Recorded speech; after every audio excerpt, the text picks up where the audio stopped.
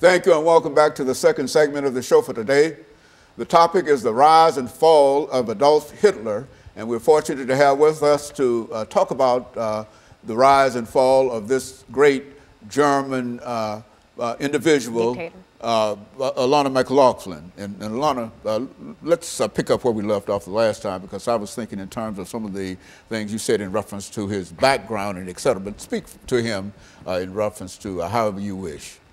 In the last segment, I talked about how Adolf Hitler's background had a very vital part in what made him the man that we know today. And so, well, I take that back. The monster that we know today. And so I basically talked about how he grew up in a normal household for that day and time, and nothing was really out of the ordinary up until both his parents passed away by the time he was the age of 19, and he was denied entry into art school. A lesser known fact about Adolf Hitler, he was really into art, and he could draw.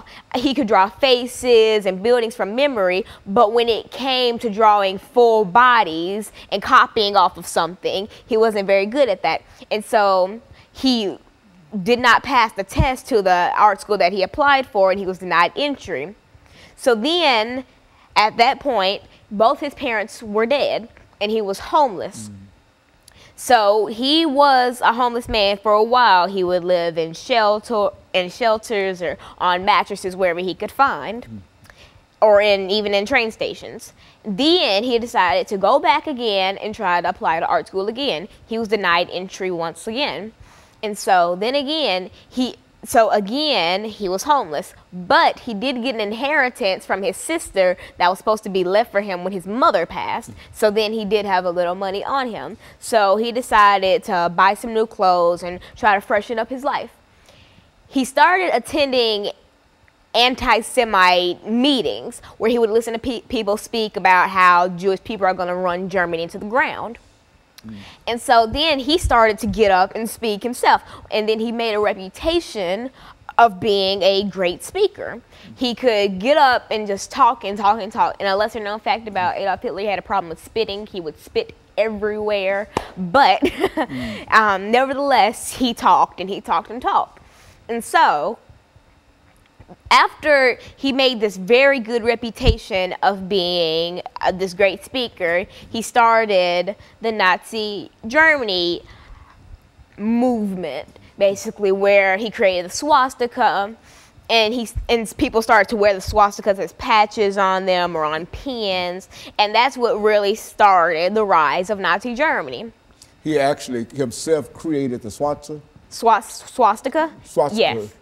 Or he was the first one to reveal it. No one really knows. But either way, he's credited for the swastika. And so Adolf Hitler, after being known as his great speaker, was arrested and put into jail, where he wrote his autobiography, Mein Kampf. Mein Kampf was so poorly written that a bunch of editors turned it down.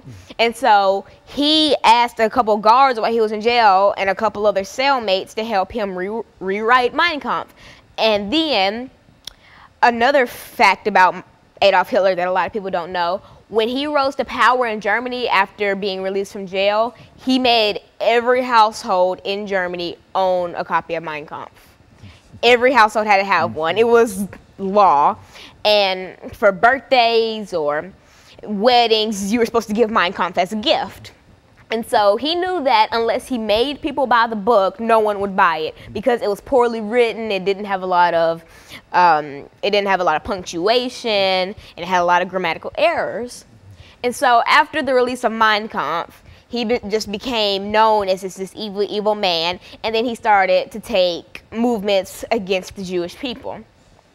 It started with things like burning down a synagogue, and then making them clean it up and then pay for the damages. And then Hitler started to turn on his own guards. And so basically he would turn on the SS, and he killed a lot of his guards and then made a whole new foundation of guards and future leaders, which really helped jumpstart the Holocaust. And so with Hitler and his newfound army of these dolls, basically, he started what we know as one of the worst periods in history.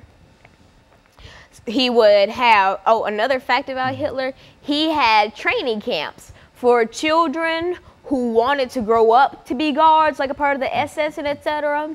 He would have Hitler like teen camps. He would have some for girls and some for males, and the girls would be taught, you know, how to stay at home and get pregnant and take care of children, while their husbands would be taught, you know, how to fight and beat and shoot guns and etc.